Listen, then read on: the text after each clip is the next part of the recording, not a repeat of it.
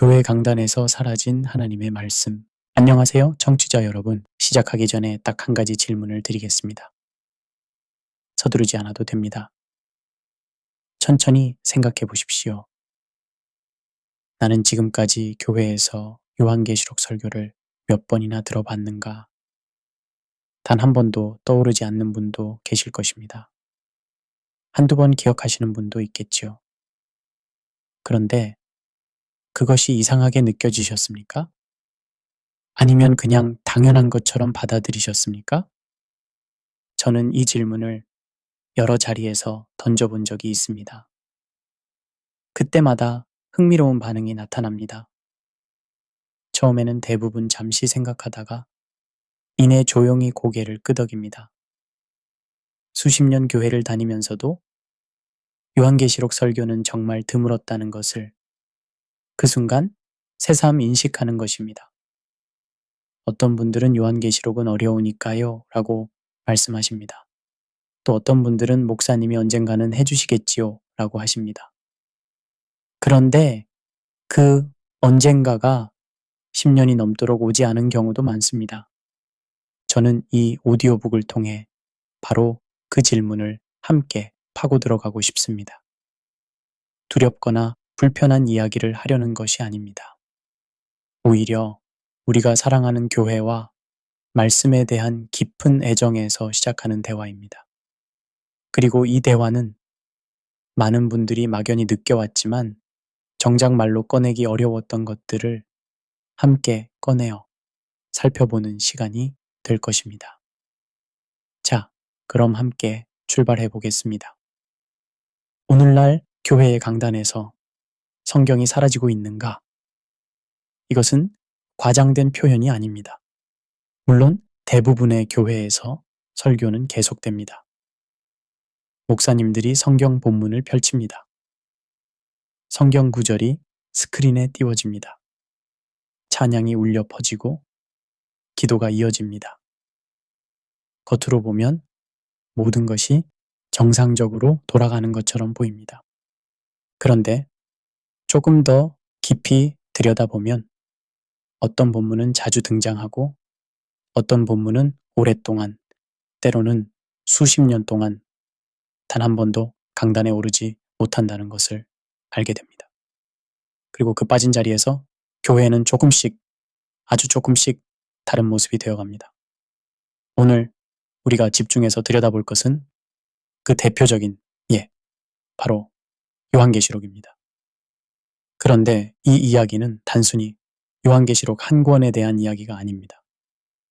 어떤 성경 본문이 강단에서 사라질 때 교회에는 무슨 일이 생기는가, 그리고 우리는 그것에 대해 무엇을 해야 하는가에 대한 이야기입니다. 첫 번째 질문, 왜 요한계시록은 강단에서 사라졌는가? 한번 상상해 보십시오. 어느 평범한 주일 아침입니다. 예배당에 들어서면 은은한 조명과 함께 찬양이 흘러나옵니다. 성도들이 자리를 채우기 시작하고 예배 인도자가 앞으로 나옵니다. 찬양 두 곡, 기도, 그리고 설교. 목사님이 마이크를 잡고 말씀하십니다. 오늘 본문은 요한계시록 3장입니다. 이 한마디에 예배당 안에 약간의 술렁거림이 생기는 것을 느낄 수 있을 것입니다. 어떤 분들은 성경책을 황급히 찾아 뒤적이기 시작합니다. 어떤 분들은 눈썹을 살짝 치켜 올립니다. 요한계시록? 오늘은 무슨 이야기가 나오려나? 그런데 재미있는 것은 이런 반응이 나타난다는 것 자체가 이미 많은 것을 말해준다는 점입니다. 요한계시록은 신약 성경의 마지막 책입니다. 무려 22장에 달하는 방대한 말씀입니다. 그런데 많은 성도들에게 이 책은 낯설고 신비로운, 가능하면 전문가에게 맡겨두는 것이 좋을 것 같은 책으로 느껴집니다. 왜 그렇게 된 것일까요? 오늘날 한국 교회 안에, 그리고 세계 여러 복음주의 교회 안에 30년, 40년, 심지어 50년 이상 신앙생활을 하신 분들이 많습니다. 그분들이 그 긴 세월 동안 들으신 설교를 모두 모아보면 수천 번에 이를 것입니다. 그런데 그 중에서 요한계시록 본문을 직접 다룬 설교는 과연 몇 편이나 될까요? 지난 2019년에 미국의 한 복음주의 연구기관인 라이프웨이 리서치가 실시한 설교 주제 조사에 따르면 미국 개신교 목회자들이 가장 자주 설교하는 성경책은 요한복음, 시편, 마태복음, 로마서 순이었습니다. 반면 요한계시록은 정기적인 설교 주제로 선택되는 비율이 현저히 낮았습니다. 많은 목회자들이 요한계시록을 언젠가 다루고 싶은 책으로는 꼽지만 실제 강단에서는 계속 미루어지는 책이 된 것입니다. 이 현상은 미국만의 이야기가 아닙니다. 영국, 호주, 캐나다 등 영어권 복음주의 교회들에서도 유사한 패턴이 보고되고 있으며 한국 교회도 크게 다르지 않습니다. 오히려 빠른 성장을 경험했던 한국 교회는 성도들의 수요에 맞추어 희망과 위로, 번영과 축복을 강조하는 설교 문화가 강하게 형성되었습니다. 1970년대부터 1990년대까지의 폭발적인 교회 성장 시기에 형성된 이 설교 문화는 교회가 성도들에게 현세적 복을 약속하는 방향으로 기울어지게 했습니다. 그 안에서 심판, 경고, 회개, 종말을 다루는 요한계시록은 점점 더 강단의 가장자리로 밀려났습니다. 성장이 둔화되고 오히려 교세가 줄어드는 오늘날에도 그 관성은 여전히 강단을 지배하고 있습니다. 더 눈에 띄는 것은 요한계시록 설교의 빈도만이 아닙니다. 요한계시록을 다룰 때도 주로 어떤 부분만 다루는지를 살펴보면 또 다른 패턴이 보입니다. 많은 경우 강단에서 다루어지는 요한계시록은 1장의 인사와 22장의 결론, 그리고 2에서 3장의 7교회 편지 정도입니다.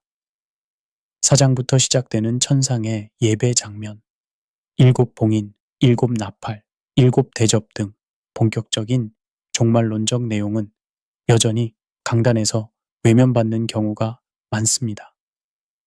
즉, 요한계시록 안에서도 또 다른 선별이 일어나고 있는 것입니다.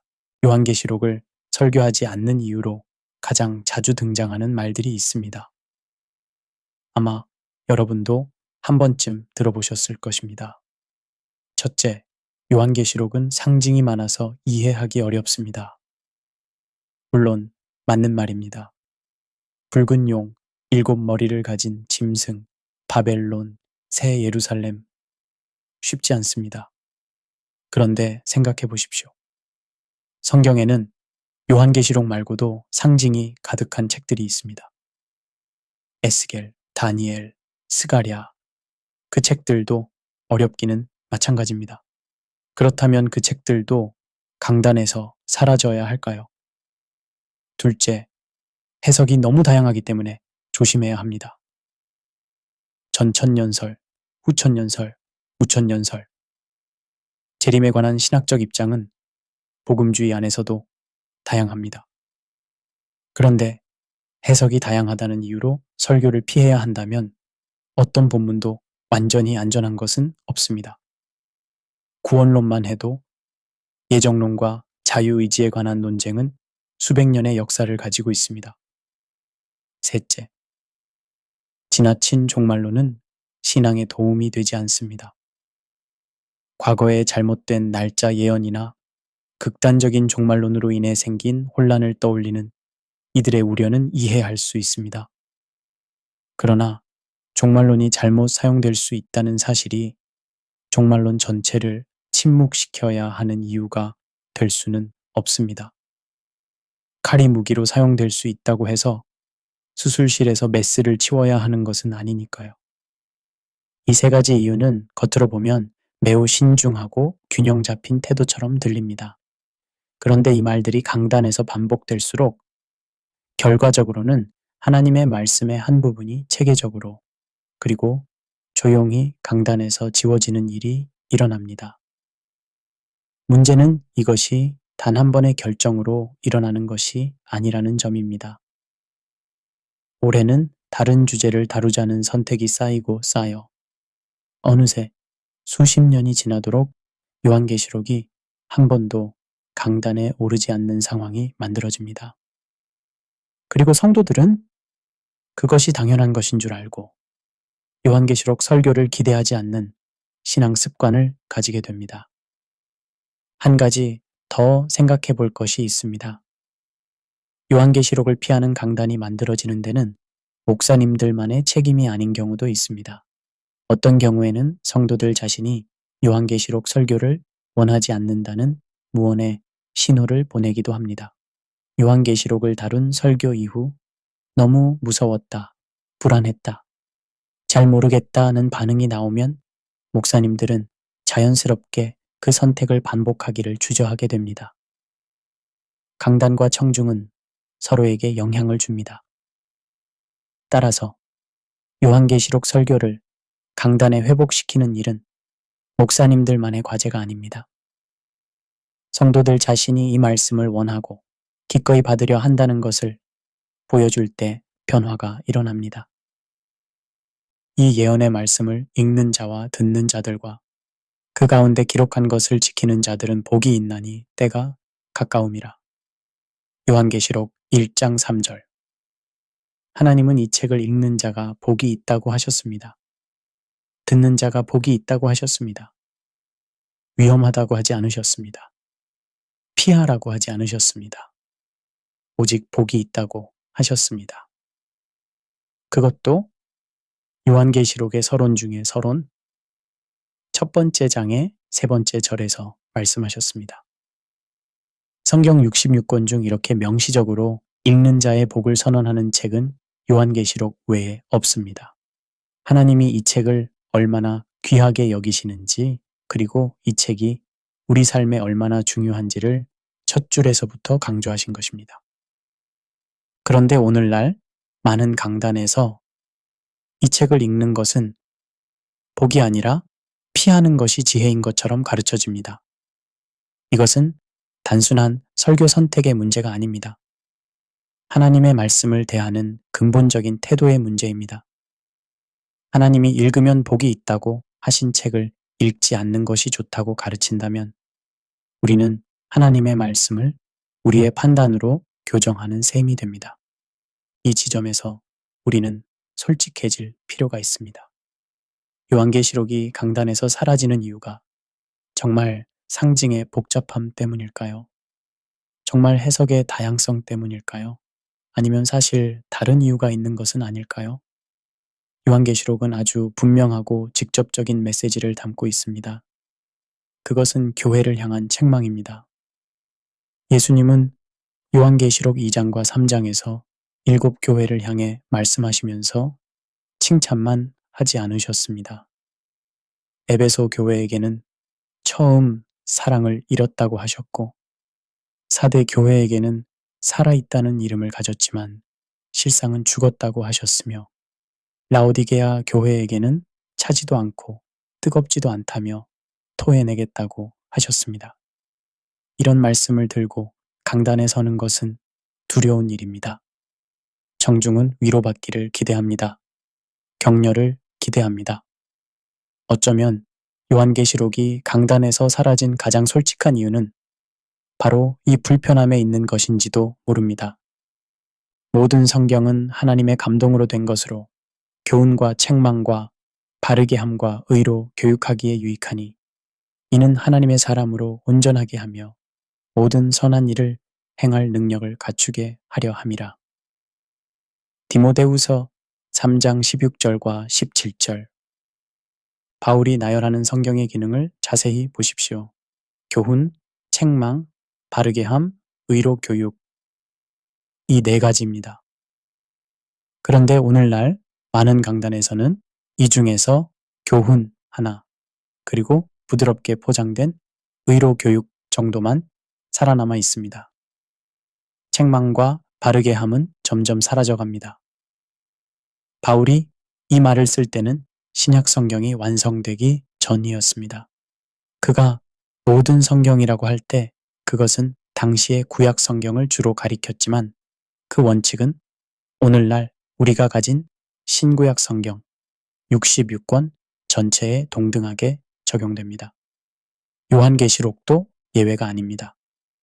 요한계시록이 강단에서 사라지는 것은 바로 성경의 이 기능, 즉 책망하고 바르게 하는 기능이 약해지는 것과 깊이 연결되어 있습니다. 이번 한 주 동안 작은 실험을 해보시겠습니까? 요한계시록 1장을 펼쳐서 처음부터 읽어보십시오. 두렵거나 복잡한 부분이 나오면 잠시 멈추어도 됩니다. 그런데 읽으면서 한 가지만 기억하십시오. 하나님은 이 책의 첫 구절에서 이 책을 읽는 당신이 복이 있다고 이미 선언하셨다는 것을, 그 선언을 믿고 펼쳐보시기 바랍니다. 그리고 읽으면서 이런 질문을 마음속에 품어보십시오. 왜 나는 지금까지 이 책을 이렇게 낯설게 느껴왔는가? 그 질문에 답을 찾는 과정이 어쩌면 이 오디오북 전체가 함께 걷는 여정이 될 것입니다. 두 번째 질문, 신학이 성경을 삼킬 때 어떻게 될까? 한 가지 가상의 이야기를 들려드리겠습니다. 어떤 젊은 신학생이 있습니다. 그는 어릴 때부터 신앙 안에서 자랐고 하나님의 말씀에 대한 깊은 사랑을 가지고 신학교에 입학했습니다. 그런데 신학교에서 몇 년을 보내고 나자 이상한 일이 일어났습니다. 성경이 더 풍부하게 느껴지는 것이 아니라 오히려 어떤 부분에서는 더 작아진 느낌이 드는 것이었습니다. 그는 왜 이런 느낌이 드는지 오랫동안 이해하지 못하다가 어느 날 문득 깨달았습니다. 신학교에 들어오기 전에 그는 성경을 읽으면서 하나님이 무엇을 말씀하시는지 직접 들으려 했습니다. 그런데 신학교를 다니면서는 성경을 읽을 때 이 본문은 어느 신학자의 어느 이론으로 해석해야 하는가를 먼저 생각하게 된 것입니다. 그 이유는 신학교에서 조직신학 체계를 배우면서 시작되었습니다. 조직신학은 성경 전체의 가르침을 주제별로 정리한 것입니다. 구원론, 신론, 기독론, 교회론, 종말론, 이런 주제들로 나뉘어 성경의 가르침이 체계적으로 정리됩니다. 이것 자체는 매우 유용하고 아름다운 작업입니다. 수천 년에 걸쳐 수많은 신학자들이 성경을 연구하고 논쟁하며 정제해온 지적 유산이기도 합니다. 그런데 문제는 이 체계가 너무 견고해져서 성경을 읽을 때 그 체계의 틀로 먼저 걸러내는 습관이 생기기 시작했다는 것입니다. 이 본문은 칼뱅주의적으로 해석하면 이렇게 된다. 이 부분은 무천년설 관점에서 보면 저렇게 이해해야 한다. 어느새 성경 자체가 말씀하기 전에 신학체계가 먼저 말하기 시작한 것입니다. 너희는 성경에서 영생을 얻는 줄 생각하고 성경을 연구하거니와 이 성경이 곧 내게 대하여 증언하는 것이니라. 요한복음 5장 39절. 예수님은 성경 연구를 금하신 것이 아닙니다. 오히려 그것을 당연한 것으로 여기셨습니다. 그런데 문제는 성경을 연구하되 그 성경이 가리키는 분, 예수님 자신을 보지 못하는 것이라고 하셨습니다. 연구 자체가 목적이 되어버린 상황을 지적하신 것입니다. 이 말씀은 바리새인들을 향한 것이었습니다. 바리새인들은 당시 세계 어느 누구보다도 성경에 정통했습니다. 율법의 모든 조문을 외웠고 성경을 해석하는 방대한 주석 전통을 가지고 있었습니다. 그런데 그 모든 지식이 오히려 그들이 하나님의 아들을 알아보지 못하게 만들었습니다. 신학도 마찬가지입니다. 신학은 성경을 더 잘 이해하기 위한 도구입니다. 그런데 어느 순간 그 도구가 주인이 되어버리면 성경은 신학 체계를 설명하기 위한 자료로 전락하게 됩니다. 그리고 그 순간 신학 체계에 불편하거나 잘 맞지 않는 본문들이 조용히 강단에서 사라지기 시작합니다. 지도를 생각해 보십시오. 지도는 지형을 이해하는데 매우 유용한 도구입니다. 그런데 지도에 없는 산은 없다고 주장하거나 지도에 그려진 길만 걸으려 한다면 어떻게 될까요? 실제 지형은 지도보다 훨씬 복잡하고 풍요롭습니다. 조직신학이라는 지도는 성경이라는 지형을 이해하는데 매우 유용합니다. 그러나 그 지도가 성경보다 앞서게 되면 지도에 없는 사안, 즉 신학 체계 안에 잘 들어오지 않는 성경 본문들은 점점 무시되거나 축소됩니다. 요한계시록이 바로 그 대표적인 산입니다. 전천년설, 후천년설, 무천년설, 어느 입장을 취하든 요한계시록은 깔끔하게 그 체계 안에 정리되지 않는 부분들이 있습니다. 그래서 어떤 신학 체계도 요한계시록을 온전히 편하게 다루지 못합니다. 결국 그 불편함이 요한계시록을 강단의 가장자리로 밀어냅니다. 여기에서 한 가지 중요한 구분이 필요합니다. 신학적 입장을 가지는 것 자체가 잘못된 것이 아닙니다. 성경을 읽고 연구하고 체계를 세우고 더 깊이 이해하려는 노력은 매우 귀합니다. 문제는 그 입장이 너무 견고해져서 성경이 나의 입장에 맞지 않는 말씀을 할 때 그 말씀을 부드럽게 외면하거나 축소하는 것입니다. 신학자 칼 바르트는 이렇게 말했습니다. 성경을 읽을 때마다 우리는 처음 읽는 것처럼 읽어야 한다. 이것이 성경 앞에 서는 바른 자세입니다. 성경은 우리의 기존 이해를 확인해주는 책이 아니라 때로 우리의 이해를 도전하고 교정하는 책입니다. 그 교정을 두려워하지 않는 것이 겸손입니다. 흥미롭게도 많은 복음주의 신학교들의 공식적인 신학선언서는 성경의 절대적 권위를 매우 강하게 천명합니다.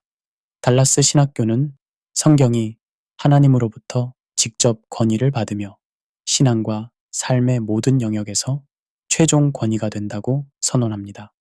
무디 성경학교는 성경의 모든 책이 동등한 영감을 받았다고 가르칩니다. 요한계시록이 로마서나 시편과 동일한 권위를 가진다는 것입니다. 웨스트민스터 신학교 역시 교회의 전통과 신조가 성경 아래에 있어야 함을 분명히 가르칩니다. 이것은 매우 아름다운 원칙입니다. 그런데 우리는 솔직하게 물어야 합니다. 공식적인 신학선언과 실제 강단에서 일어나는 일 사이에 얼마나 큰 간격이 있는가 하고 원칙과 실천 사이에 이 간격을 인정하는 것이 오히려 회복의 출발점이 될 수 있습니다.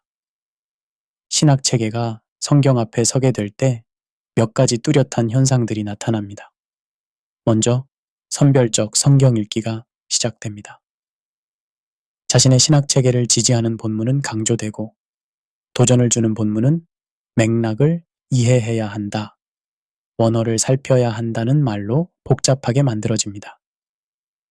결국 성도들은 그 본문이 무슨 말씀인지 더 혼란스러워집니다. 또한 교단의 신학적 입장이 성경의 음성을 앞서가기 시작합니다. 성경이 무엇이라고 말씀하는가 보다 우리 교단이 이것을 어떻게 해석하는가가 더 중요해지는 것입니다. 그리고 불편한 본문에 대한 암묵적 회피가 생깁니다. 처음에는 의식적으로, 나중에는 무의식적으로. 이것은 단순히 신학교의 문제가 아닙니다. 우리 각자에게 해당되는 질문입니다. 우리는 성경을 읽을 때 마음을 열고 하나님이 무엇을 말씀하시는지 듣습니까? 아니면 이미 마음속에 정해놓은 결론을 향해 본문을 끌어당깁니까? 이것은 매우 인간적인 경향입니다. 우리는 모두 이런 유혹을 받습니다.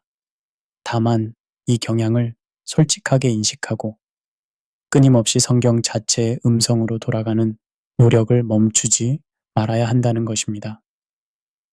말씀이 먼저입니다. 신학은 그 다음입니다. 세 번째 질문, 침묵하는 강단에서 일어나는 일은 무엇인가? 한 의사가 있다고 합시다. 그는 매우 친절하고 유능한 의사입니다.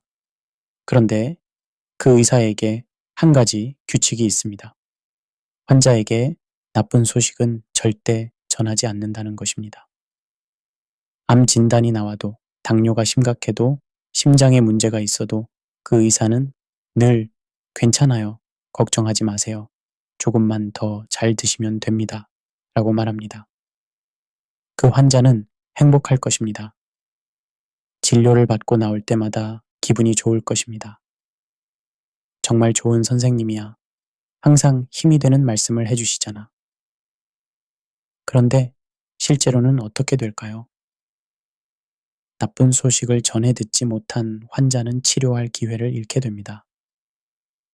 의사의 친절함이 오히려 환자를 해치는 결과가 됩니다. 요한계시록 설교가 사라진 강단이 때로 이런 모습과 닮아 있습니다. 오늘날 많은 교회의 강단에서 나오는 메시지를 분석해 보면 뚜렷한 패턴을 발견할 수 있습니다. 격려, 위로, 비전, 성공, 치유, 가정 회복, 재정 축복, 이런 주제들이 주를 이룹니다. 이것들이 잘못된 주제라는 것이 아닙니다. 성경은 분명히 이런 약속들을 담고 있습니다. 그런데 성경이 담고 있는 또 다른 중요한 주제들, 즉, 죄의 심각성, 거짓 교사에 대한 경고, 교회의 타락, 세상 끝에 대한 하나님의 심판, 그리고 회개의 긴박성. 이런 주제들이 점점 강단에서 자취를 감추고 있습니다.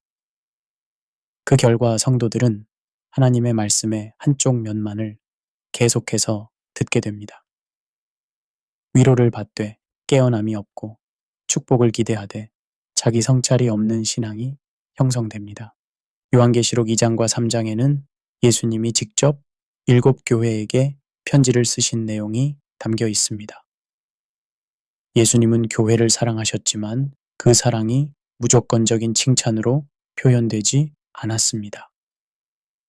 에베소 교회에게는 처음 사랑을 버렸다며 회개를 촉구하셨고, 사대 교회에게는 살아있다는 이름은 가졌으나 죽은 자라고 하셨습니다. 라오디게아 교회에게는 미지근하다며 토해내겠다고 경고하셨습니다.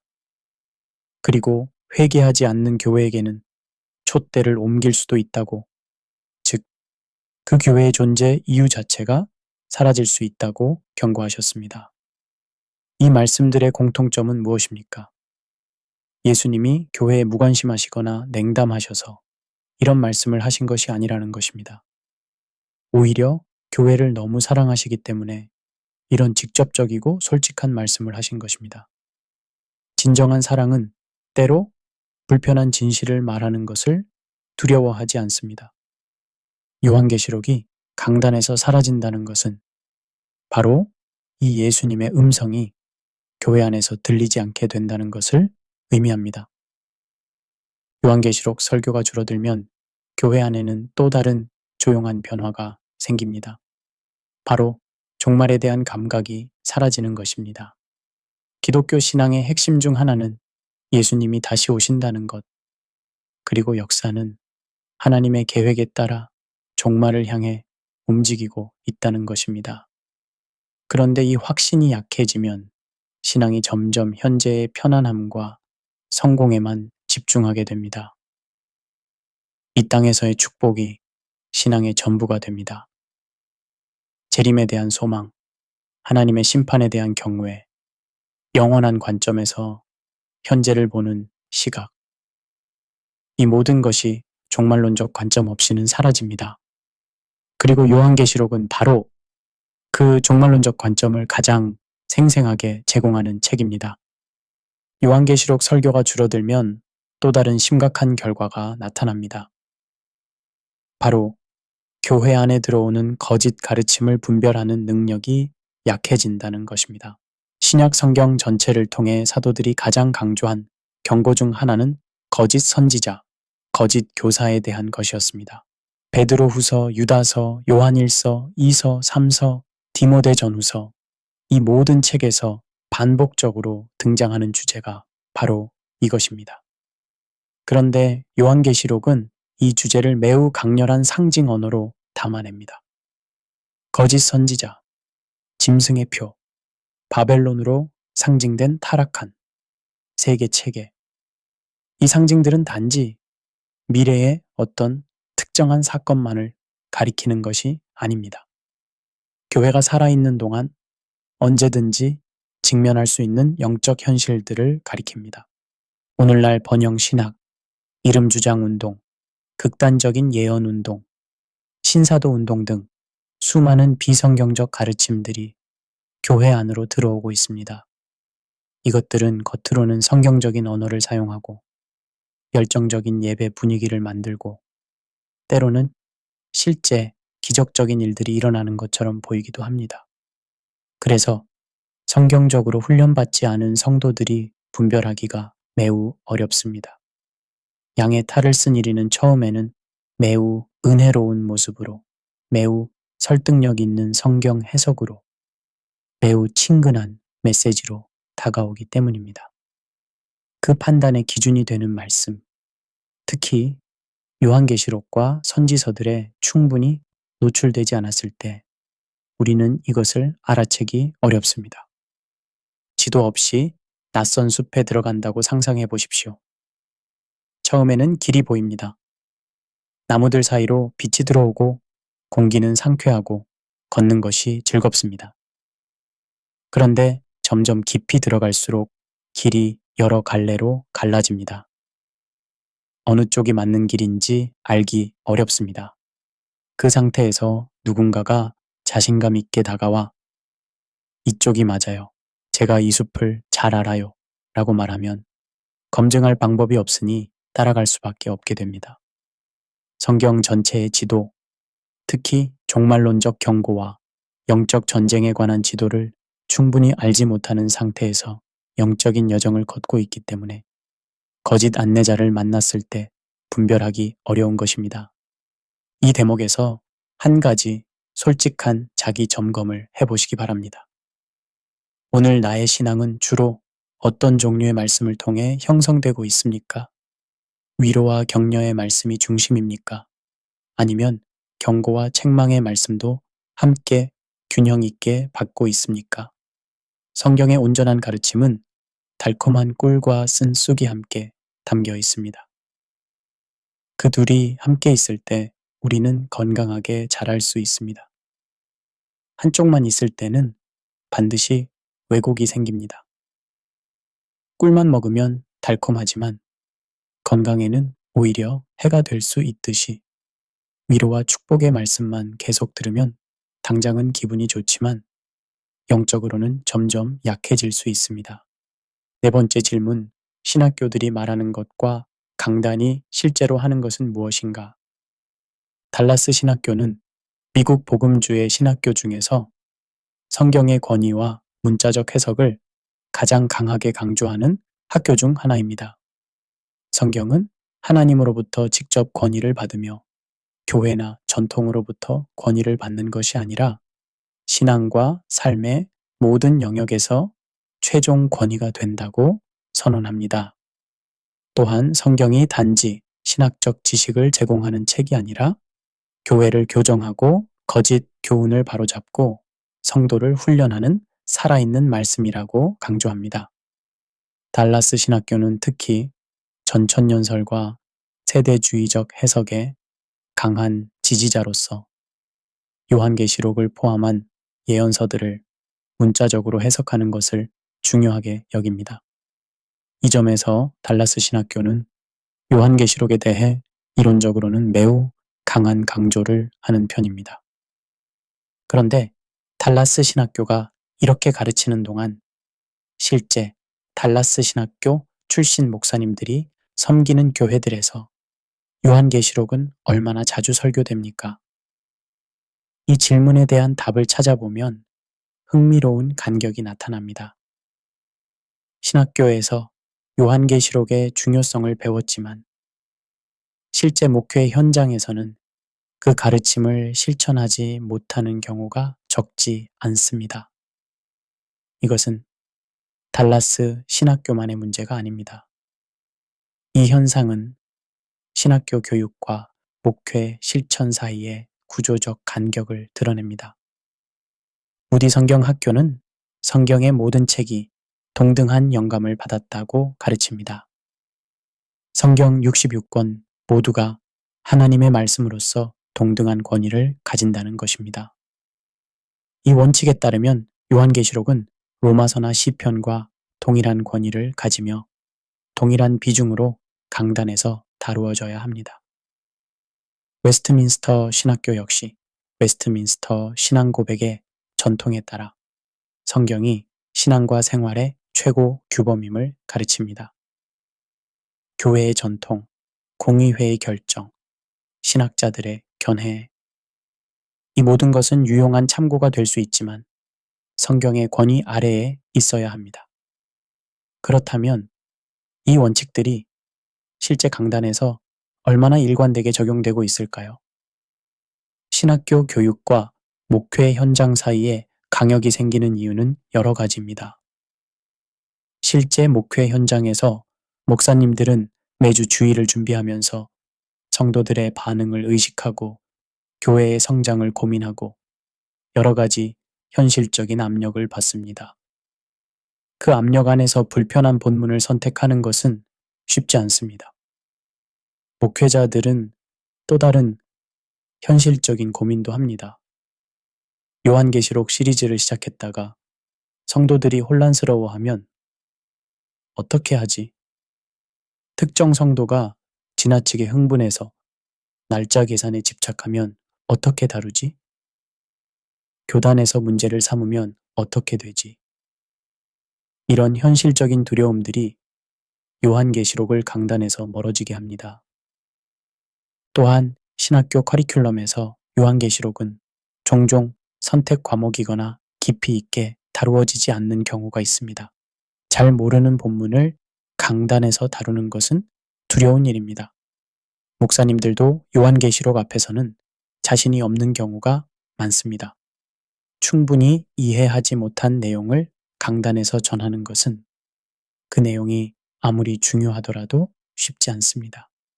그래서 많은 목회자들은 더 공부한 다음에 하겠다는 마음으로 미루게 되고 그 미룸이 수년, 수십 년으로 이어집니다.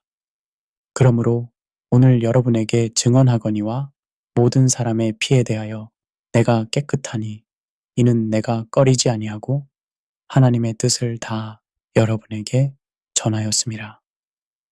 사도행전 20장 26절과 27절. 하나님의 뜻을 다 전하였다는 바울의 선언은 매우 의미심장합니다. 그는 듣기 좋은 말만 전하지 않았습니다. 경고도 전했고, 책망도 전했고, 때로는 눈물을 흘리며 간절하게 권면했습니다. 그래서 그는 모든 사람의 피에 대하여 깨끗하다고 말할 수 있었습니다. 이 말은 에스겔서에서 나오는 파수꾼의 개념과 연결됩니다.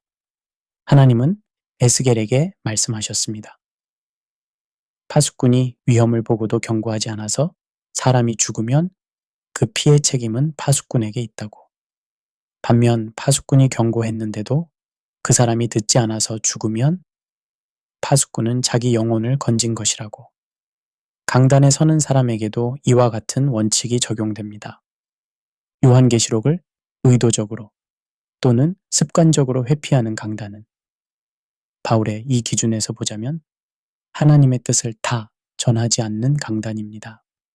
여러분이 섬기는 교회의 목사님을 위해 기도해 드리십시오. 강단에 서는 것은 어마어마한 책임입니다. 그 무게를 지고 서는 분들이 두려움 없이 하나님의 말씀 전체를 전할 수 있도록 기도해 드리십시오. 그리고 기회가 된다면 요한계시록 시리즈를 부탁드려 보십시오. 성도들이 원한다는 것을 아는 것이 목사님께도 용기가 될 수 있습니다. 목회자들이 요한계시록을 피하는 이유 중 하나가 성도들이 원하지 않는 것 같아서인 경우도 있습니다. 성도들이 먼저 요청하는 것은 그 마음을 바꾸는데 도움이 됩니다. 요한계시록이 쓰인 배경. 요한계시록을 이해하려면 이 책이 처음 누구에게 어떤 상황에서 쓰여졌는지를 아는 것이 중요합니다. 요한계시록은 사도 요한이 pat모섬에 유배되어 있을 때 기록되었습니다. 이 섬은 에게해에 있는 작은 섬으로 로마 제국이 정치범들을 유배 보내는 곳이었습니다. 요한은 예수님을 믿고 하나님의 말씀을 전한다는 이유로 이곳에 갇혔습니다. 그리고 이 유배지에서 놀라운 환상을 보고 그것을 기록하여 아시아의 7 교회에게 보낸 것입니다. 이 책은 어느 평화로운 서재에서 쓰인 학문적 글이 아닙니다. 박해의 현장, 유배의 고독 속에서 하나님이 주신 계시를 담은 편지입니다. 요한계시록의 원래 독자들은 로마 제국의 극심한 박해 아래 살고 있던 초대교회 성도들이었습니다. 황제 숭배를 거부한다는 이유로 직장을 잃고 가족에게 배척당하고 심지어 목숨을 잃는 사람들이 있었습니다. 서머나 교회처럼 가난과 박해 속에 있던 교회도 있었고 버가모 교회처럼 사탄의 권좌가 있다고 불릴 만큼 황제 숭배의 중심지에 있던 교회도 있었습니다. 이들에게 필요한 것은 현실 도피의 메시지가 아니었습니다. 지금 당신이 경험하는 이 고통은 진짜이지만 그 고통 너머에 있는 하나님의 통치도 진짜라는 메시지가 필요했습니다. 지금은 짐승이 이기는 것처럼 보이지만 결국 어린 양이 이긴다는 확신이 필요했습니다. 요한계시록은 바로 그 메시지를 담고 있는 책입니다. 이 배경을 이해하면 요한계시록의 충격적인 이미지들이 다른 의미로 다가옵니다. 붉은 용, 바다에서 나온 짐승, 바벨론이라는 음료. 이것들은 단순히 미래의 특정한 사건이나 인물을 가리키는 암호가 아닙니다. 당시 독자들에게 이 상징들은 매우 구체적인 현실을 가리켰습니다. 로마 제국의 황제 숭배 체계, 황제를 신으로 숭배하도록 강요하는 권력 구조, 그 속에서 타협을 강요받는 성도들의 현실이 이 상징들 뒤에 있었습니다. 그리고 동시에 이 상징들은 시대를 초월하여 어느 시대에나 교회를 압박하는 세상의 권력 구조를 가리킬 수 있도록 설계되었습니다. 그래서 요한계시록은 1세기에도 21세기에도 여전히 살아있는 말씀으로 읽힙니다. 요한계시록이 기록된 핵심 목적은 박해받는 성도들에게 이것을 알려주는 것이었습니다. 너희가 보는 고통은 전체 이야기의 일부일 뿐이다. 하나님은 지금도 보좌에 앉아 계신다. 역사는 하나님의 손안에 있다. 어린 양은 이미 승리하셨다. 그러므로 끝까지 믿음을 지키라. 이것이 요한계시록의 핵심 메시지입니다. 이 메시지는 오늘날 믿음 때문에 어려움을 겪는 성도들에게도 그대로 적용됩니다. 비교적 편안한 상황에 있는 성도들에게는 영적으로 깨어있는 삶을 살도록 도전합니다. 요한계시록은 두렵게 만들기 위한 책이 아니라 강하게 만들기 위한 책입니다. 그렇다면 왜 이렇게 어렵게 상징을 사용해서 썼을까요? 당신은 직접적으로 황제를 비판하거나 로마 제국의 체제를 비판하는 것이 목숨을 내건 일이었습니다. 상징 언어는 박해자들의 눈을 피하면서도 교회 안에서 메시지를 전달하는 방법이었습니다. 성도들은 구약 성경의 상징들을 통해 이 암호를 이해했습니다. 에스겔의 환상, 다니엘의 예언, 이사야의 선포를 알고 있는 사람이라면 요한계시록의 상징들이 무엇을 가리키는지 이해할 수 있었습니다. 이것이 요한계시록을 읽기 위해 구약 성경을 알아야 하는 이유입니다. 요한계시록은 구약 성경 전체의 완성이자 절정이라고 할 수 있습니다. 구약에 흩어진 예언들과 상징들이 요한계시록에서 하나로 모아지며 그 모든 것이 예수님의 최후 승리를 향해 수렴합니다. 7 교회의 거울 앞에 서다. 요한계시록 2장과 3장에는 아시아의 7 교회를 향한 예수님의 편지가 담겨 있습니다. 에베소, 서머나, 버가모, 두아디라, 사데, 빌라델비아, 라오디게아. 이 7 교회는 역사적으로 실존했던 교회들입니다. 오늘날 터키 서부 지역에 해당하는 이 도시들은 당시 로마 제국의 중요한 거점들이었습니다. 그런데 놀랍게도 이 7교회의 모습 안에는 오늘날 우리가 경험하는 교회의 모든 유형이 담겨 있습니다. 2000년이 지났지만 인간의 본성과 교회의 유혹들은 크게 달라지지 않았습니다. 이 편지들을 함께 읽어가면서 여러분의 교회가 그리고 여러분 자신이 어디에 해당하는지 조용히 생각해 보시기 바랍니다. 7교회를 본격적으로 살펴보기 전에 한 가지를 말씀드리고 싶습니다. 예수님이 이 편지들을 쓰신 것은 그 교회들을 정죄하기 위해서가 아니었습니다. 요한계시록 1장에는 예수님이 어떤 모습으로 나타나셨는지가 기록되어 있습니다. 그분은 7 금촛대 사이를 거니셨습니다. 그 촛대들이 바로 7교회를 상징합니다. 예수님은 교회들 사이를 거니시면서 그 교회들의 상태를 정확하게 알고 계셨습니다. 그리고 그 알면서 나온 것이 바로 이 편지들입니다. 비판이 아니라 사랑입니다. 포기가 아니라 회복에 대한 소망입니다. 이 관점을 가지고 각 교회를 살펴보겠습니다. 에베소 교회는 참으로 모범적인 교회였습니다. 예수님은 그들의 수고와 인내를 아신다고 하셨습니다. 악한 자들을 용납하지 않고 스스로 사도라고 하는 자들을 시험하여 거짓임을 드러낸 교회였습니다. 거짓 가르침에 흔들리지 않는 신학적 견고함도 있었습니다. 에베소 교회는 이단 분별에 탁월했습니다. 말씀에 대한 지식이 풍성했습니다. 봉사와 헌신도 있었습니다. 외부에서 보면 완벽한 교회처럼 보였을 것입니다. 그런데 예수님은 이 교회에게 그러나라는 말씀을 하셨습니다. 그러나 너를 책망할 것이 있나니 너의 처음 사랑을 버렸느니라. 요한계시록 2장 4절. 처음 사랑을 잃어버린 교회. 신학적으로는 올바릅니다. 이단을 분별하는 능력도 있습니다. 봉사도 합니다. 그런데 그 모든 것이 처음 예수님을 만났을 때의 그 뜨거운 사랑에서 비롯된 것이 아니라 어느새 의무감과 규칙과 체계에서 나오게 되었습니다. 처음에는 예수님을 너무 사랑해서 봉사했는데 이제는 봉사가 의무가 된 것입니다. 처음에는 말씀이 너무 소중해서 공부했는데 이제는 공부 자체가 목적이 된 것입니다. 이런 교회가 오늘날 없습니까?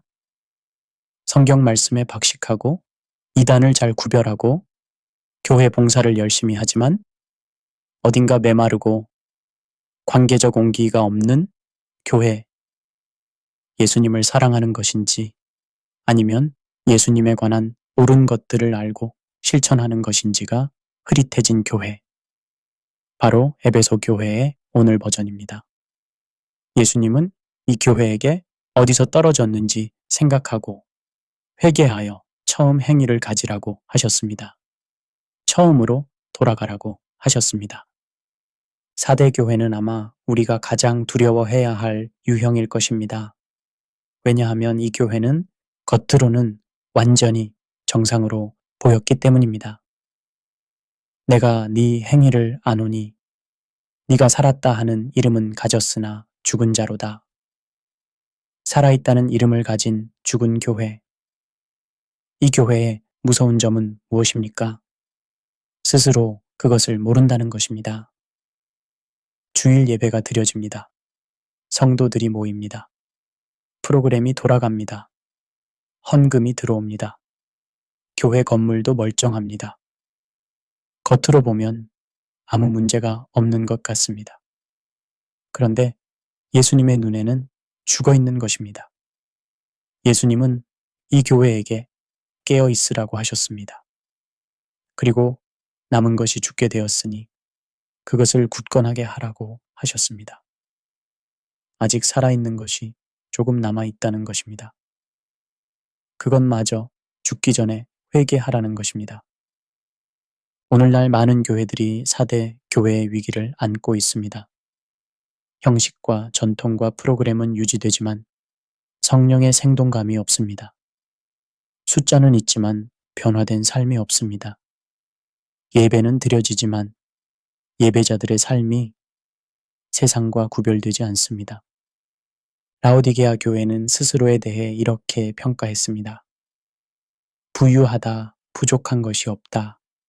얼마나 자신감 넘치는 모습입니까? 라오디게아는 실제로 부유한 도시였습니다. 금융업과 양모 산업이 발달했고 훌륭한 안약으로도 유명했습니다. 그래서 그 도시의 문화가 교회 안으로도 들어온 것입니다. 교회 역시 부유하고 자족한다고 생각했습니다. 그런데 예수님의 평가는 정반대였습니다. 네가 말하기를 나는 부자라 부유하여 부족한 것이 없다 하나 네 곤고한 것과 가련한 것과 가난한 것과 눈먼 것과 벌거벗은 것을 알지 못하는도다. 화려한 건물, 최신 음향시설, 능숙한 예배팀, 다양한 프로그램, 모든 것이 갖추어져 있지만 예수님을 향한 진정한 갈망이 없는 교회. 스스로는 부유하다고 생각하지만 영적으로는 빈곤한 교회. 이 말씀이 불편하게 느껴지신다면 그것 자체가 이미 좋은 신호입니다. 불편함은 아직 양심이 살아있다는 증거이기 때문입니다. 버가모 교회와 두아디라 교회는 칭찬받는 부분도 있었지만 동시에 심각한 경고를 받은 교회들이었습니다. 특히 버가모 교회는 사탄의 권좌가 있는 곳, 즉 극심한 박해의 중심지에서도 믿음을 버리지 않은 교회였습니다. 예수님은 이들의 신앙적 용기를 칭찬하셨습니다. 그런데 동시에 발람의 교훈과 니골라당의 교훈을 따르는 자들을 용납한다며 경고하셨습니다. 외부의 박해는 이겨냈지만 내부의 타협은 막지 못한 것입니다. 두아디라 교회는 사랑과 믿음, 섬김과 인내에서 처음보다 나중이 더 많아진 성장하는 교회였습니다. 그런데 이세벨이라 불리는 여선지자의 가르침을 용납했습니다. 성적 부도덕과 우상에게 바친 음식을 먹도록 가르치는 거짓 예언을 교회 안에서 허용한 것입니다. 성장하면서도 분별을 잃어가는 교회의 위험성을 보여주는 모습입니다. 그런데 7교회 중에서 예수님이 책망하지 않으신 교회도 있었습니다. 서머나 교회와 빌라델비아 교회입니다. 이 두 교회의 공통점이 무엇인지 아십니까? 둘 다 어렵고 힘든 상황에 처해 있었다는 것입니다. 서머나 교회는 박해와 가난을 겪고 있었습니다. 빌라델비아 교회는 적은 능력을 가진 작은 교회였습니다. 외적으로 화려하거나 강한 교회들이 아니었습니다. 그런데 바로 그 교회들이 예수님의 칭찬을 받았습니다. 빌라델비아 교회에 대해 예수님은 내가 네 앞에 열린 문을 두었으되 능히 닫을 사람이 없으리라. 내가 네 행위를 아노니 네가 작은 능력을 가지고서도 내 말을 지키며 내 이름을 배반하지 아니하였도다 라고 하셨습니다. 작은 능력, 크고 화려한 교회가 아니었습니다. 그런데 그 작은 능력으로 하나님의 말씀을 지켰습니다. 그리고 예수님의 이름을 배반하지 않았습니다. 이것이 예수님이 칭찬하시는 교회의 기준입니다. 크기가 아닙니다. 예산이 아닙니다. 프로그램이 아닙니다. 말씀을 지키는 것, 그리고 예수님의 이름을 부끄러워하지 않는 것. 요한계시록 설교가 사라진 강단은 바로 이 기준으로부터 멀어지는 강단입니다. 강단을 되찾는 5가지 길. 지금까지 우리는 함께 꽤 불편한 이야기들을 나누었습니다. 요한계시록이 강단에서 사라지는 현상, 신학 체계가 성경 앞에 서는 위험, 위로만 있고 경고가 없는 강단의 결과들. 이제 한 가지 중요한 질문을 드려야 합니다. 그래서 우리는 어떻게 해야 합니까? 이 오디오북은 절망이나 비난을 위한 것이 아닙니다. 회복을 위한 것입니다. 성경을 잃어버린 교회가 다시 성경을 찾는 길은 분명히 있습니다. 그리고 그 길은 거창하거나 복잡하지 않습니다. 첫 번째 길은 하나님의 말씀 앞에 다시 겸손해지는 것입니다. 모든 회복은 성경이 나의 신학 체계보다 크다는 인식에서 시작됩니다. 우리는 때로 성경을 설명하려 합니다. 성경을 정리하려 합니다. 성경을 우리가 이해할 수 있는 체계 안에 담으려 합니다. 그것이 나쁜 것은 아닙니다. 그러나 그 과정에서 성경이 우리의 체계보다 크다는 사실을 잊어서는 안 됩니다. 성경은 우리를 넘어섭니다. 요한계시록의 비전은 인간의 언어와 개념으로 완전히 담기지 않습니다. 그것이 우리를 불편하게 만들 수 있습니다. 그런데 그 불편함이야말로 우리가 하나님의 크심 앞에 서 있다는 증거입니다.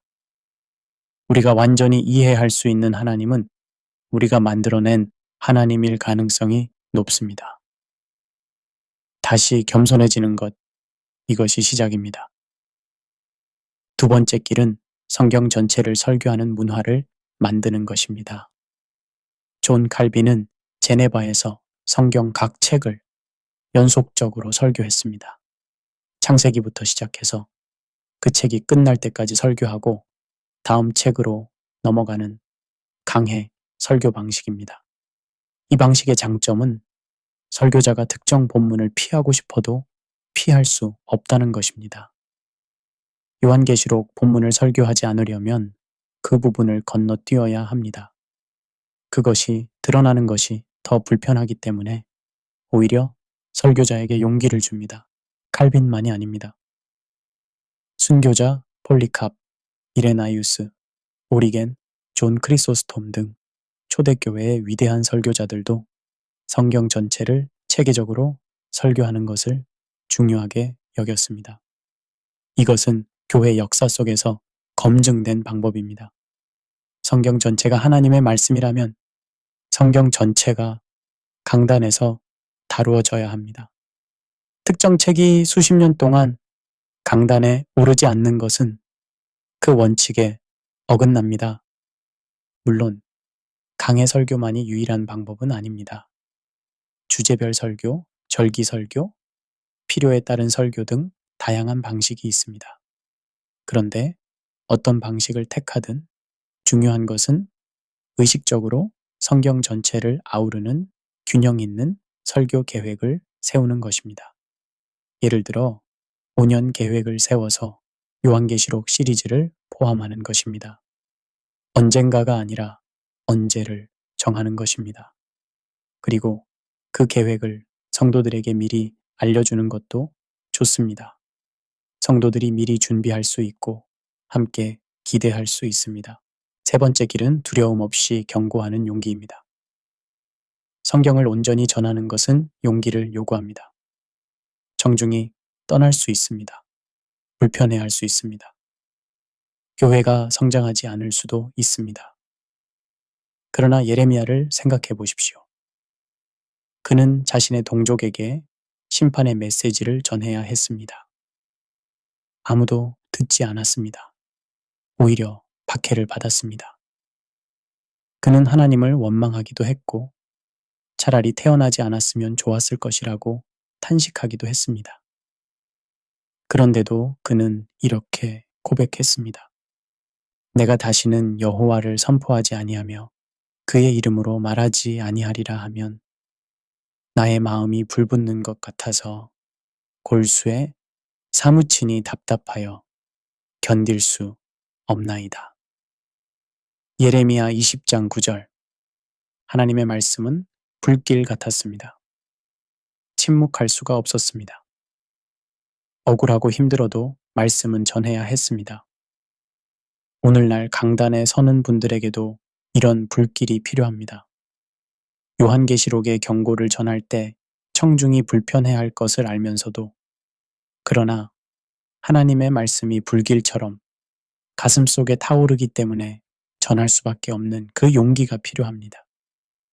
교회가 줄어들까 두려워서, 성도들이 싫어할까 두려워서 말씀을 숨기는 것은 결국 하나님보다 사람을 더 두려워하는 것입니다. 네 번째 길은 성도들 자신이 말씀을 사모하는 것입니다.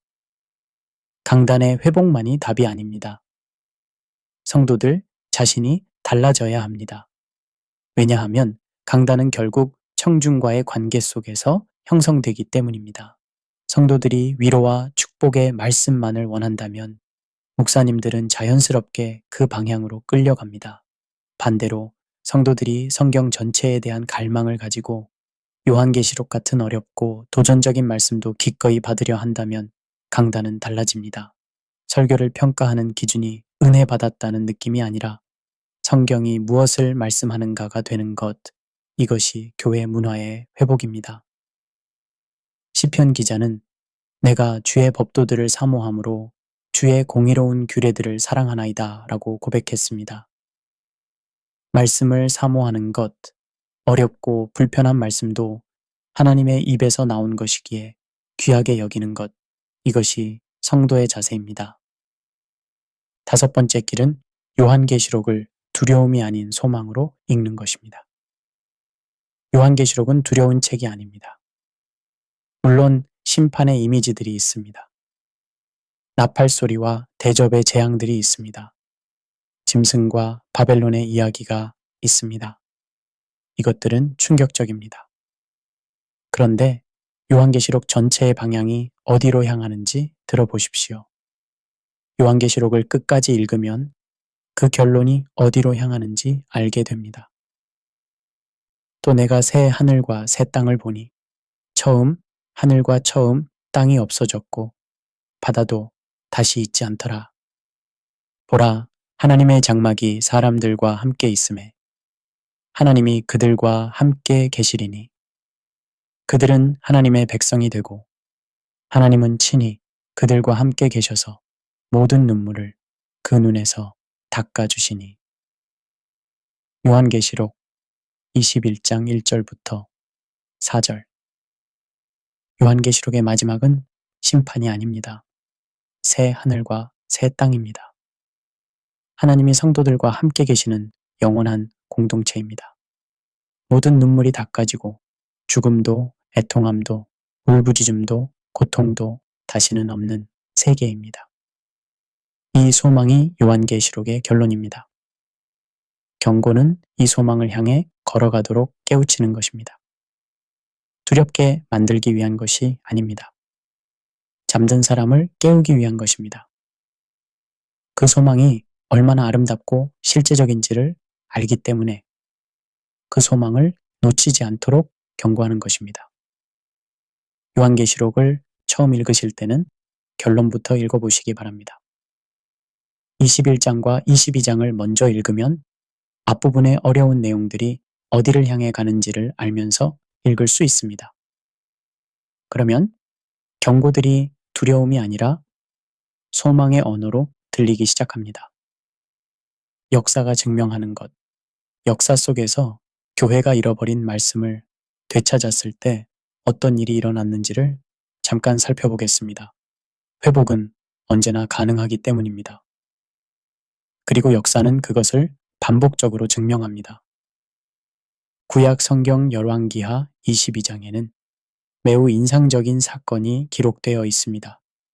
유다 왕 요시야 시대의 성전을 수리하던 중 대제사장 hil기야가 율법책을 발견합니다. 오랫동안 잊혀졌던 말씀이 성전 창고 속에서 먼지를 뒤집어 쓴 채 발견된 것입니다. 이것이 얼마나 충격적인 일인지 생각해 보십시오. 하나님의 성전 안에서 하나님의 말씀이 분실되어 있었습니다. 성전은 여전히 운영되고 있었습니다. 제사도 드려지고 있었습니다. 그런데 말씀은 없었습니다. 혹은 있어도 읽히지 않았습니다. 이것이 바로 형식은 유지되지만 말씀이 빠진 종교의 모습입니다. 서기관 사반이 그 책을 왕에게 가져와 읽어드렸을 때 요시야 왕은 자신의 옷을 찢었습니다. 통곡과 회개의 표시였습니다. 왕이 말씀을 듣고 가장 먼저 한 것은 자기 자신의 옷을 찢는 것이었습니다. 백성들을 비난하는 것이 아니었습니다. 먼저 자신이 회개했습니다. 그리고 그 회개 이후 유다 역사에서 가장 광범위한 종교 개혁이 이루어졌습니다. 우상들을 제거했습니다. 거짓 예언자들을 몰아냈습니다. 오랫동안 지켜지지 않았던 유월절을 회복했습니다.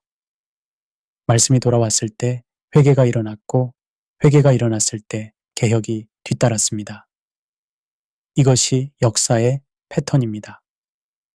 오늘날 많은 교회에서도 이와 비슷한 상황이 있습니다. 말씀책 자체가 없어진 것은 아닙니다. 그러나 어떤 말씀은 오랫동안 강단에서 꺼내어지지 않았습니다. 먼지 속에 묻혀 있는 것이나 다름없습니다. 그 말씀을 다시 꺼내어 읽을 때 요시야 왕이 경험한 것을 우리도 경험할 수 있습니다. 16세기 종교 개혁도 같은 맥락에 있습니다. 당시 가톨릭 교회에서 성경은 라틴어로만 읽혔습니다. 일반 성도들은 성경을 직접 읽을 수 없었습니다. 마틴 루터가 성경을 독일어로 번역했을 때, 그리고 윌리엄 틴들이 영어로 번역했을 때 마치 새 하늘이 열리는 것 같은 일이 일어났습니다. 사람들이 스스로 성경을 읽기 시작했고 직접 읽어보니 교회가 가르쳐온 것 중 많은 부분이 성경과 다르다는 것을 알게 되었습니다.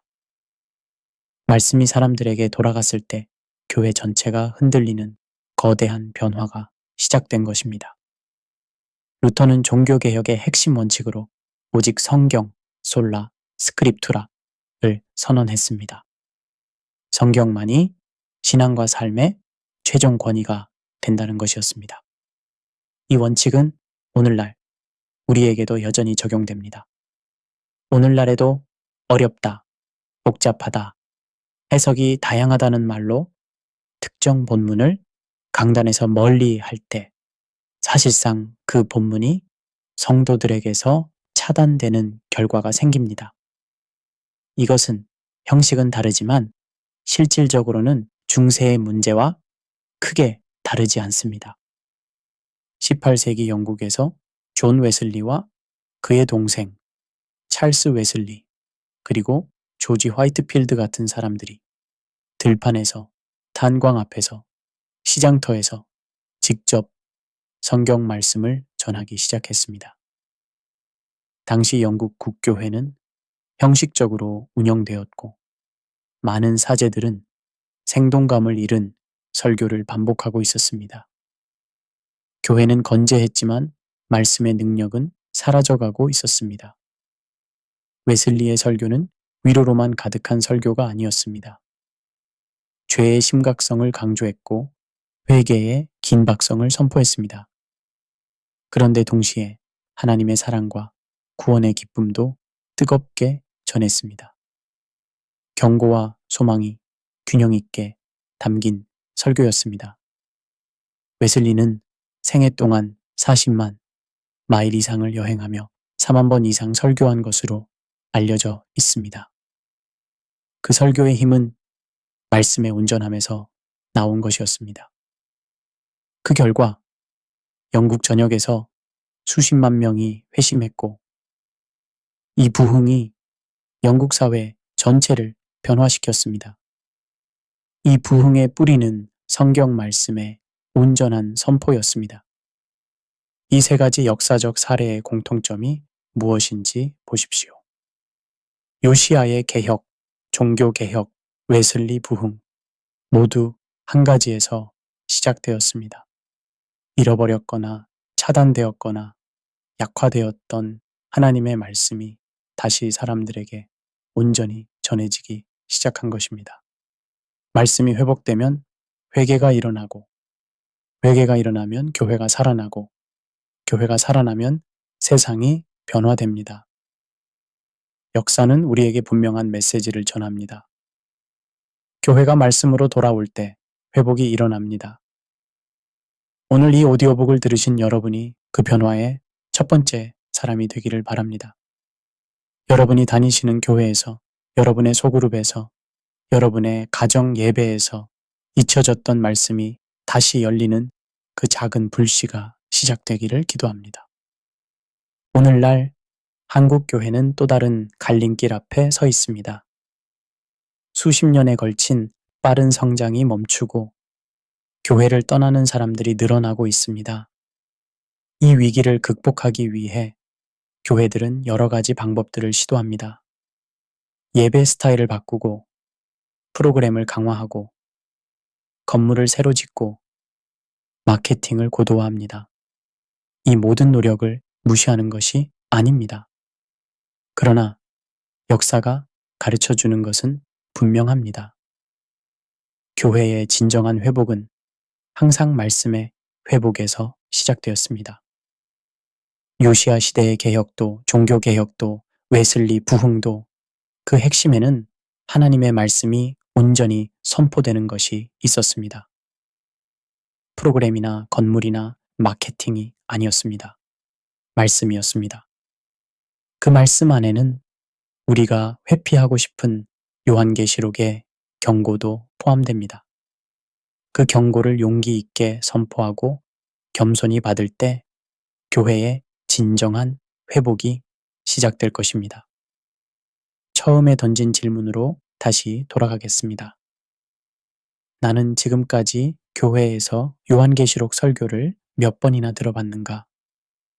이 질문에 대한 답이 여전히 거의 없다라면 그것 자체가 우리가 함께 인식해야 할 현실입니다. 그런데 중요한 것은 그 현실이 바뀔 수 있다는 것입니다. 교회는 살아있는 유기체입니다. 회복이 가능합니다. 방향을 돌이킬 수 있습니다. 그리고 그 회복은 언제나 말씀으로 돌아가는 것에서 시작됩니다. 한국 교회는 지난 세기 동안 놀라운 성장을 이루었습니다. 그 성장의 뿌리에는 말씀에 대한 열정이 있었습니다. 새벽 기도, 성경 읽기, 열렬한 예배, 말씀을 사랑하는 것이 한국 교회의 DNA였습니다. 그 DNA를 잃지 말아야 합니다. 그러나 성장하면서 편안함을 추구하는 경향이 생겼습니다. 불편한 말씀보다 편안한 말씀, 경고보다 위로, 회개의 촉구보다 긍정의 확인, 이 흐름이 강단을 조금씩 바꾸어 왔습니다. 지금 우리에게 필요한 것은 균형입니다. 위로도 필요합니다. 격려도 필요합니다. 그러나 경고도 필요합니다. 책망도 필요합니다. 성경 전체가 필요합니다. 이것들을 증언하신 이가 이르시되 내가 진실로 속히 오리라 하시거늘 아멘 주 예수여 오시옵소서.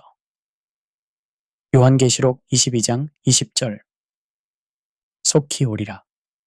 이 약속은 수천 년이 지난 오늘도 여전히 유효합니다. 우리는 이 약속을 붙들고 살아가는 사람들입니다. 그리고 이 약속을 붙드는 사람들은 지금 자신이 어떻게 살아가고 있는지를 진지하게 돌아볼 수밖에 없습니다. 요한계시록은 이 돌아봄을 가능하게 하는 거울입니다. 교회는 위로의 공동체인 동시에 깨어있는 공동체여야 합니다. 강단은 사람들을 편안하게 만드는 자리인 동시에 말씀 앞에 세우는 자리여야 합니다. 그 강단이 회복되기를 바랍니다. 그 교회가 회복되기를 바랍니다. 그리고 그 회복의 시작이 오늘 이 오디오북을 들으신 여러분 한 분 한 분으로부터 시작되기를 진심으로 바랍니다. 요한계시록을 처음 읽는 분들을 위한 안내. 오디오북을 마치기 전에 요한계시록을 처음 읽으시려는 분들 또는 여러 번 시도해봤지만 어려움을 느끼셨던 분들을 위해 몇 가지 실용적인 안내를 드리겠습니다. 요한계시록은 분명 어려운 책입니다. 그러나 그 어려움을 조금만 넘어서면 이 책이 얼마나 풍요롭고 아름다운 책인지를 발견할 수 있습니다. 첫째, 결론부터 읽으십시오. 요한계시록을 처음 읽을 때 많은 분들이 1장부터 순서대로 읽기 시작합니다. 그런데 읽다 보면 4장쯤에서 막히고 6장쯤에서 포기하게 됩니다. 이것을 피하는 좋은 방법은 21장과 22장을 먼저 읽는 것입니다. 요한계시록의 결말이 어디로 향하는지를 먼저 알면 앞부분의 어려운 내용들이 훨씬 더 의미 있게 읽힙니다. 이 모든 것이 결국 새 하늘과 새 땅, 하나님과 함께하는 영원한 삶을 향해 가는구나 라는 것을 알면서 읽을 때 중간의 어려움들이 달라 보입니다.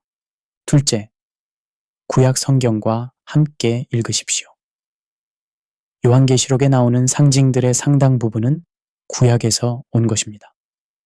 특히 에스겔서, 다니엘서, 이사야서, 스가랴서를 조금 알고 있으면 요한계시록이 훨씬 풍부하게 느껴집니다. 예를 들어 요한계시록 4장의 천상 예배 장면은 에스겔서 1장의 환상과 깊이 연결되어 있습니다. 요한계시록 12장의 용과 여자의 이야기는 창세기 3장과 이사야서의 예언들과 연결됩니다. 이런 연결고리들을 발견할 때마다 성경 전체가 하나의 거대한 이야기임을 새삼 깨닫게 됩니다. 셋째, 모든 것을 이해하려는 부담을 내려놓으십시오.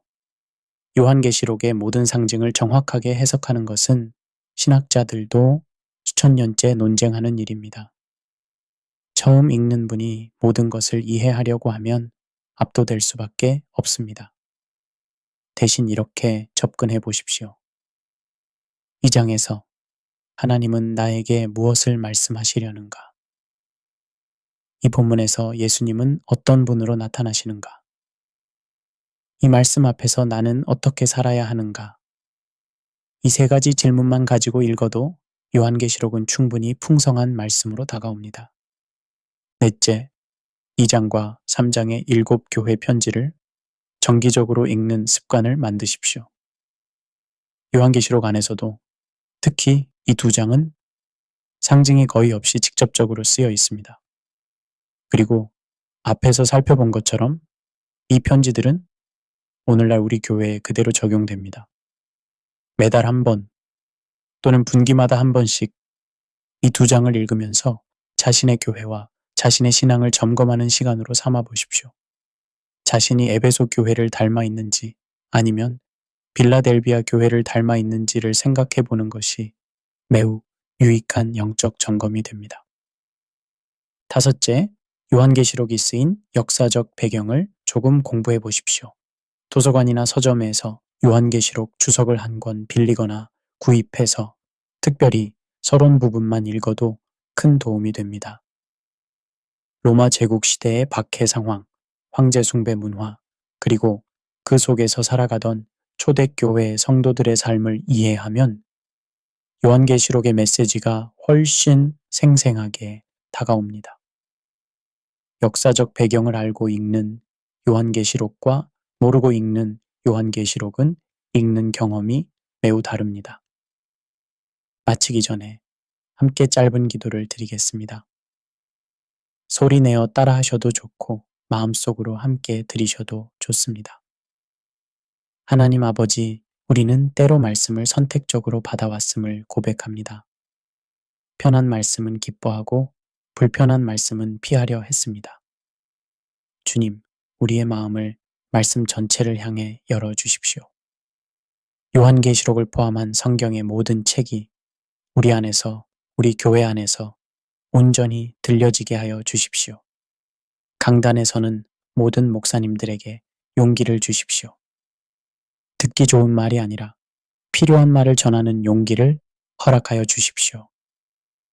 그리고 우리 성도들에게는 그 말씀을 겸손히 받아들이는 마음을 주십시오. 예수님의 이름으로 기도합니다. 아멘. 감사합니다. 주님 안에서 늘 평안하십시오.